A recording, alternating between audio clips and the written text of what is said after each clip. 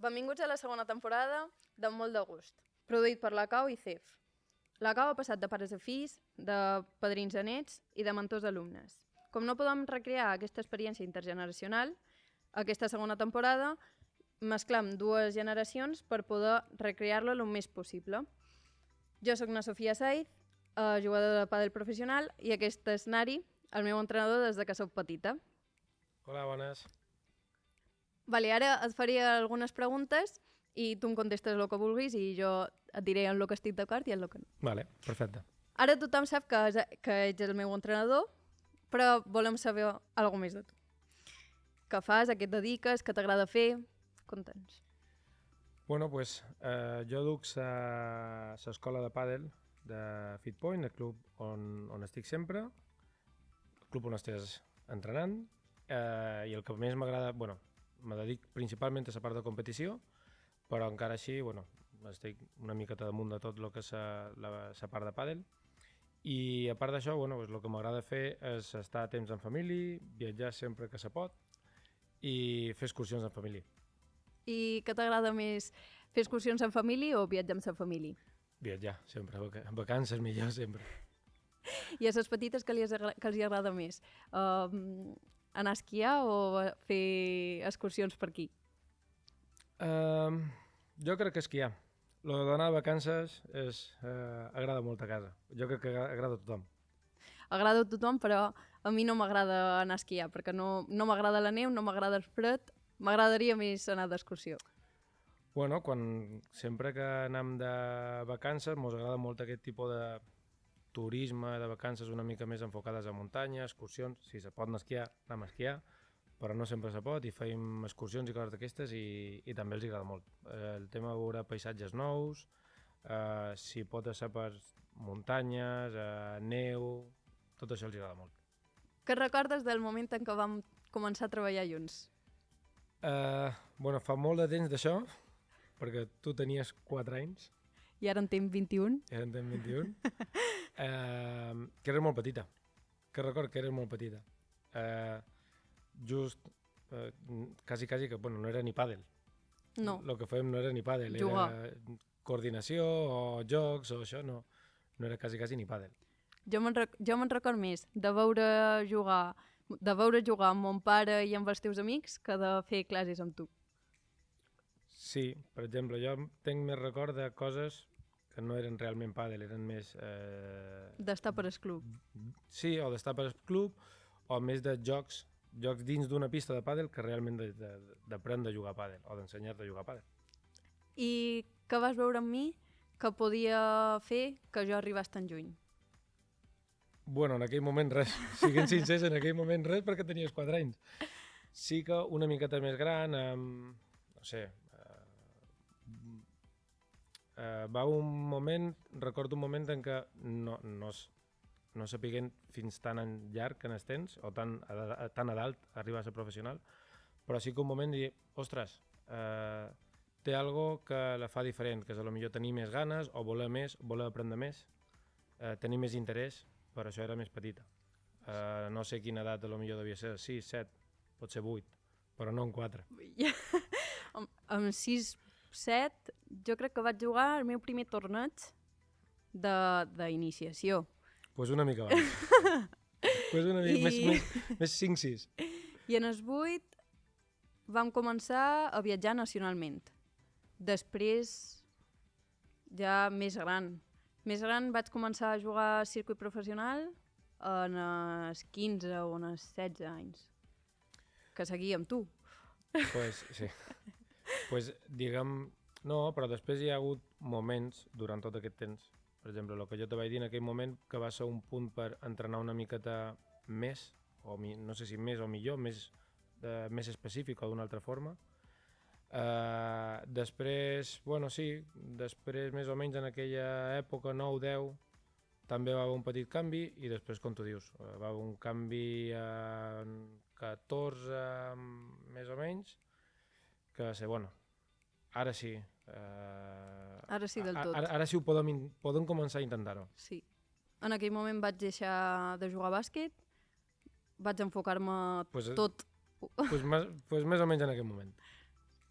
aquest crec que va ser el moment que diguem, bueno, Punt d'inflexió. sí, punt d'inflexió que se veia des del meu costat, de dir, bueno, pues, hi ha algo, més ganes, més predisposició a aprendre, més predisposició a millorar, més ganes de superació, de fer les coses bé i sobretot un punt diferent a l'hora de competir. Quin ha estat el repte més gran que t'has trobat com a entrenador i com el vas solucionar? Bueno, pues, molt lligat a la pregunta d'abans. Jo crec que no, com a repte no hi ha hagut un repte. Hi ha hagut diversos reptes, cada un a una part de tots aquests anys. Un repte, potser, a l'hora de començar a viatjar, pues, potser no el primer any, però el segon, començar a jugar tornejos a fora a la península, potser un altre repte va ser començar En el circuit professional. En el circuit professional. Un altre repte va ser passar la teva adolescència. Que no va ser fàcil. Que no va ser fàcil. O sigui, no, triar-ne un, només un, és molt difícil. En el final el repte, si haguessis ara, si ho miràs ara amb el temps ja passat, pues a lo millor el repte seria pues això, fer i veure tot el procés des dels 4 anys fins ara, de començar amb jocs per escuts o dins una pista de pàdel, fins veure't ara jugant al circuit professional i veure't jugant per la televisió. I com ho hem solucionat, això? Amb molta paciència. Amb molta paciència i jo crec que molta paciència i completant l'equip. Completant l'equip amb els teus pares, amb el Guillem, amb el preparador físic i completant l'equip. Sí, jo també estic d'acord. Crec que ha estat una època molt xula, però amb moltes fases i algunes no tan fàcils, sinó més bé difícils, però que junts hem sabut treure endavant tot el que volíem i aconseguir moltes coses molt bones. És que durant, potser 15 o 16 anys que fa que varen començar, tirar un punt és molt difícil. És difícil. Bueno, Sofia, ara el meu torn. I ara començo amb les preguntes. La primera de tot, què faig jo aquí? Per què m'has triat a mi per venir? Primer de tot, perquè ets una de les persones més importants a la meva vida. Crec que no tinc record de la meva vida sense tu i em feia molta il·lusió compartir aquesta estona amb tu. I crec que un dels premis tot el temps que duim junts és que tu estiguis a aquestes estones o aquest moment de vista al públic de vora mi. Moltes gràcies. Tu creus que des de que varen, no començant els 4 anys, però des de que estem entrenant junts, potser una miqueta més gran, però jove encara, fins ara ha canviat molt el pàdel? Què ha canviat? El pàdel com a esport? El pàdel per professional? Per mi. Per tu. Què ha canviat de quan jugaves abans a quan jugues ara? Per mi el que ha canviat més és la manera de veure l'esport. Per mi abans era diversió i anar a entrenar amb il·lusió i a veure't. No siguis pilota. I ara és un treball, una cosa que faig perquè m'agrada, però per obligació. Crec que vaig cada dia, he de complir, he de fer les coses que manen, que se necessiten, i crec que ara l'esport ha crescut, és molt més ampli, està molt més desenvolupat i és molt més difícil arribar ara on estic que quan jo vaig començar a intentar-ho. I creus, de tot això que hem entrenat durant no tot aquest temps, però darrera part de tot aquest temps, hi ha coses que encara practiques, utilitzes, te serveixen, que encara fas servir? Sí, crec que Tu em vares ensenyar a jugar i crec que a dia d'avui la meva manera de jugar segueix sent la mateixa que quan vaig sortir de l'escola per anar a viure a Madrid.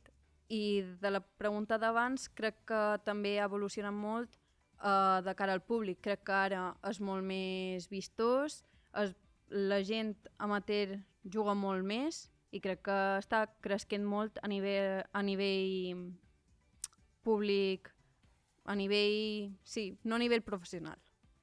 Bueno, la part amateur, ara que està a dalt de tot, molta gent practica i ara televisions i tot això, tot està una mica més a prop, inclús a xarxes socials. Fa uns anys vas aconseguir ser campiona del món per parelles.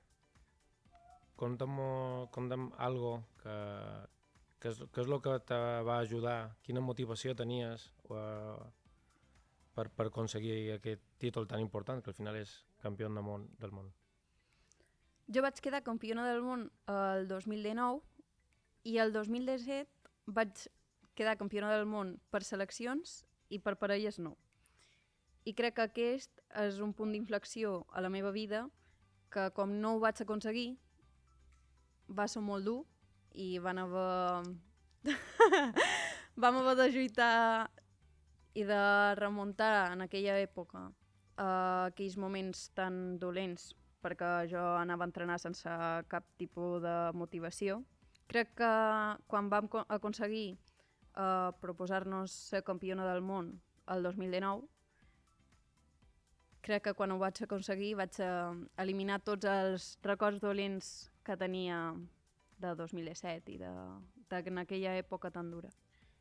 I d'aquell campionat, quin moment especial recordes? Hi ha un moment especial d'aquest campionat?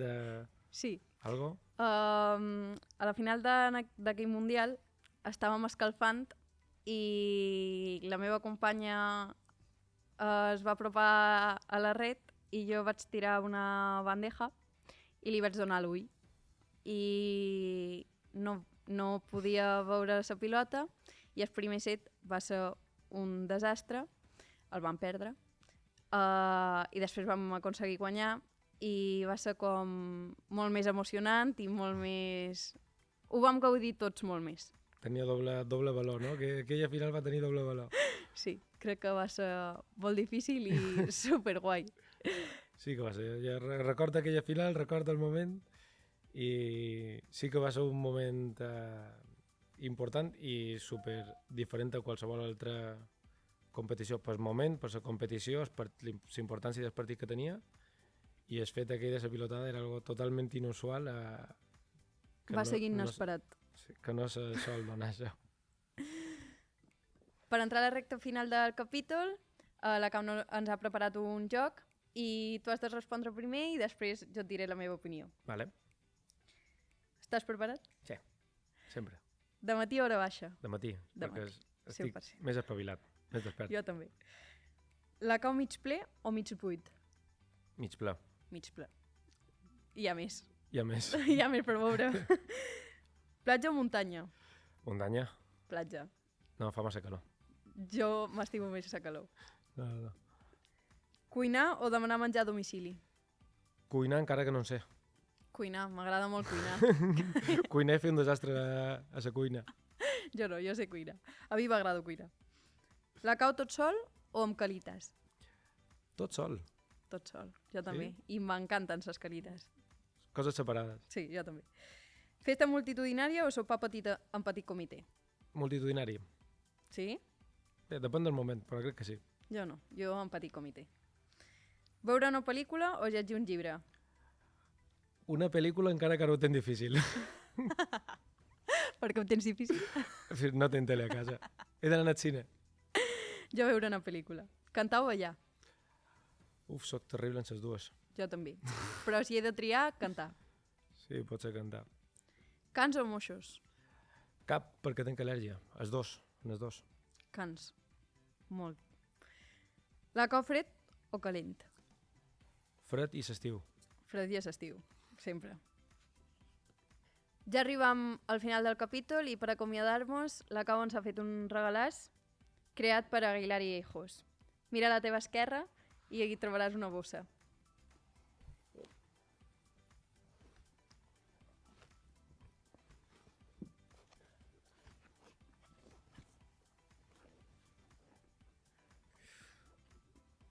Aquí hi ha un bon berenar. Oh. Tu veuràs tu o les teves filles? Hauré de compartir. Jo no. Tu no, tu tindràs més sort. Que guai. Jo no hauré de compartir i tot serà per mi. Molta sort tens. Moltes gràcies. Gràcies per escoltar amb molt de gust, gràcies a l'equip tècnic i a CEF, i podeu escoltar els capítols sencers a Spotify i YouTube i seguir les coses més atentament a les xarxes socials de la Cau. Adeu! Adeu, gràcies.